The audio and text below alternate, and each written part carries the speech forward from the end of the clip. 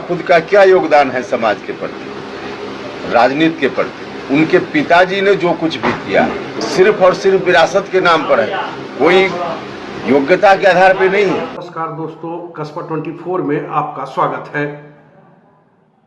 बिहार में नए मंत्रिमंडल का गठन हो गया, लेकिन एक बार फिर परिवारवाद पर राजनीति शुरू हो गई है। दरअसल कहते हैं ना कि एनडीए जिस तरह हर चुनाव में परिवारवाद को एक मुद्दा बनाती रही है, लेकिन खुद कभी अपने गिरेबान में झांक कर नहीं देखती। और खासकर ये जो बबेला मचा है, उसका सबसे बड़ा कारण है कि देखिए, परिवारवाद की इससे बड़ी पराकाष्ठा क्या होगी कि एनडीए में उपेंद्र कुशवाहा 2024 के लोकसभा चुनाव हार जाते हैं। फिर उसके बाद आप देखो, इस चीज को आप गौर कीजिए कि 2024 का लोकसभा चुनाव तो वो हार ही जाते हैं। और दूसरी सबसे बड़ी बात है, हारने के बाद फिर भारतीय जनता पार्टी उन्हें सहारा देती है और उन्हें राज्यसभा भेज देती है। खुद सेट हो गए। इस बार जब विधानसभा का चुनाव आया तो अपनी पत्नी को, स्नेहलता कुशवाहा को, उन्होंने करगहर से उम्मीदवार बना दिया। एनडीए के प्रचंड लहर में वो भी चुनाव जीत गई। चलिए, खुद राज्यसभा, पत्नी विधायिका, और सबकी निगाहें लगी हुई थी कि इस बार जो कैबिनेट का विस्तार हो रहा है उसमें शायद स्नेहलता कुशवाहा मंत्री बन सकती। इस बात की चर्चा सारे मीडिया में हो रही थी। लेकिन एन मौके पर कोई इंग्लैंड में रह रहा उनका बेटा अचानक लॉन्च हुआ और जींस पैंट में उन्होंने शपथ ग्रहण ले लिया। चलिए, कोई बात नहीं, जींस पैंट में ले, कुर्ते पैजामे में ले, जैसे ले। मतलब तीन परिवार में तीनों सेट हो गए। एक मंत्री बन गए, एक एमएलए बन गए, एक राज्यसभा सदस्य बन गए। तो ये कैसा परिवारवाद है?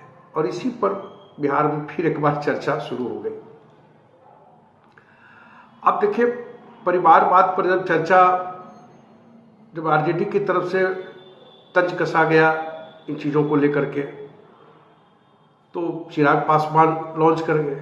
चिराग पासवान ने कह दिया कि परिवारवाद तो एक सौभाग्य की बात है, किसके सौभाग्य में क्या है कि किसी का टैग, अगर किसी का पिता, किसी का परिवार, किसी का पूर्वज के परिवार से कोई जुड़ा हुआ है तो ये उसका सौभाग्य है। लेकिन उन्होंने यहाँ तक तंज कस दिया, चूंकि लालू परिवार के लोगों ने ही कुछ तंज कसा था परिवारवाद को लेकर के, तो उसमें पलटवार करते हुए उन्होंने कहा कि लालू का जो सेकेंड जनरेशन है वो इस काबिल नहीं है, उसमें काबिलियत की कमी है। अब जरा सुनिए क्या कह रहे हैं चिराग पासवान। पहले उनकी बात आप सुन लीजिए, फिर आगे की चर्चा हम करेंगे। परिवारवाद का जहां तक सवाल खड़े करने का काम राष्ट्रीय जनता दल के द्वारा किया जा रहा है, मुझे लगता है कि अंतोगत्वा काबिलियत, और मैंने हमेशा इस बात को कहा और माना है कि आप किसी परिवार से आते हैं, नहीं आते हैं, यह आपका सौभाग्य हो सकता है। कोई हैवी वेट सरनेम आपके साथ अगर जुड़ा है, आपका सौभाग्य, बट आपकी काबिलियत नहीं है। सौभाग्य शायद आपको मौका दे सकता है, बट काबिलियत ही आपको आगे लेकर जाने का काम करेगी। ऐसे में मैं मानता हूं कि आज मेरी पार्टी अपनी काबिलियत यहां तक पहुंची। अगर चिराग पासवान में वो क्षमता नहीं होती तो रामविलास पासवान के बेटे होने की वजह से 14 में एक बार बस उनको चुनाव लड़ने का मौका मिल गया था। पर अगर 19 में जमुई की जनता ने मुझे तिगुने मार्जिन से जिताने का काम किया, तो संभवतः उन 5 सालों में मेरी काबिलियत के अनुसार किए गए कामों के आधार पर था।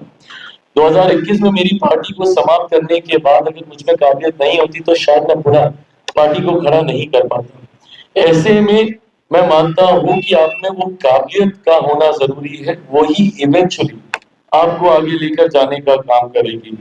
बहरहाल राष्ट्रीय जनता दल खुद के ऊपर, उनके ऊपर परिवारवाद के कई तरीके के आरोप लगाए जाते हैं।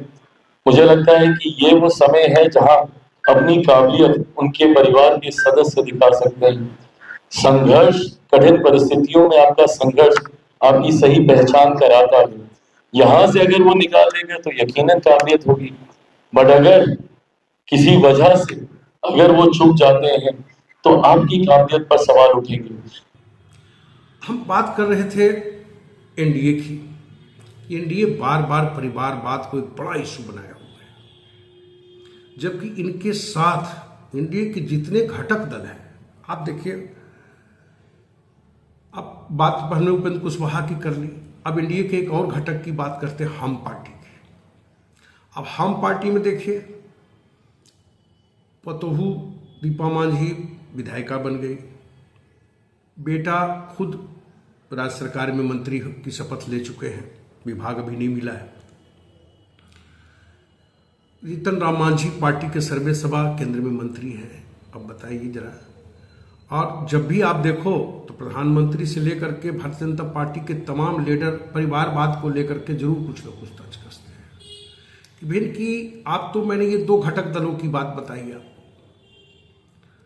अब आ जाइए, इनको अगर छोड़ दे, बात कर ले इन दोनों को, अगर सपोज करो कि इन दोनों की चर्चा हमने की। अब आ जाइए, बीजेपी के कई नेता हैं जिनके मतलब परिवार, जिनके पिता भी थे और पुत्र भी है, ऐसे कई सांसद हैं, नाम गिनाने लोगों तो थक जाए। बिहार में भी कई लोग परिवारवाद से जुड़े लोग हैं, लेकिन चर्चा जब भी होगी तो बीजेपी के बड़े लीडर हर बार कांग्रेस को कटघरे में खड़ा करते हैं। तो मेरा कहने का मतलब यही है कि दूसरों को घरों में पत्थर मारने से पहले, दूसरों को घरों में, कहते हैं ना कि जिनके घर शीशे के होते हो दूसरों घरों में पत्थर नहीं मारा करते। तो कहने का ये अर्थ है कि जिस तरह से आप देखिए, जब इसी बात पर पूछा गया परिवारवाद को लेकर के, गिरिराज सिंह केंद्रीय मंत्री हैं, देखिए क्या क्या बोलने लग गए। सीधा लालू परिवार अपना परिवार को संभाल नहीं पाए। बात कहाँ की हो रही है, बात कहाँ की कह रहे हैं। अब सुनिए ना कि क्या कह रहे हैं गिरिराज बाबू। क्या आरोप लगा रहे हैं? परिवारवाद नीचे कर लीजिए, अच्छा नहीं लगता है। लालू यादव जी अपने परिवार को सम्मान नहीं कर सकते, अपने बेटी बहू का सम्मान नहीं कर सकते, तो वो राज्य की जनता उनका सम्मान कैसे करेगी? और इसी में उनके पार्टी का थोपड़ा साफ हुआ है। राहुल गांधी हों या तेजस्वी हों, इस बात को समझने में चाहिए, समझना भी चाहिए।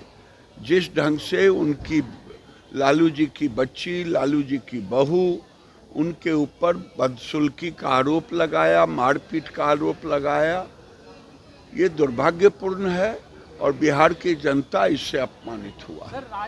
मेरा कहने का मतलब यही है कि अब परिवारवाद कोई मुद्दा नहीं रह गया। एनडीए को तो अब इस पर बोलने का कोई हक ही नहीं है। परिवारवाद की जितनी चाशनी एनडीए में पक रही है ना, वैसे तो कोई राजनीतिक दल अब इससे अछूता नहीं है। लेकिन कुछ पार्टियों पर टैग लगाने की जो परंपरा चल पड़ी है, उसका मैं एक तरह से मैं कहना चाहता हूं कि परिवारवाद किसी को एक मुद्दा किसी पार्टी ने बनाया है तो पहले अपने आप को देखे। जी, इस तरह का परिवारवाद तो हमने नहीं देखा कि एक परिवार का एक केंद्र में मंत्री, फिर दो उनके बेटा भी, पतोहू विधायक, बेटा मंत्री, दामाद को सेट करने की चक्कर, फिर उसके बाद उपेंद्र कुशवाहा, तो तीन परिवार के लोग हैं, तीनों सेट कर गए। अब इसको क्या कहेंगे?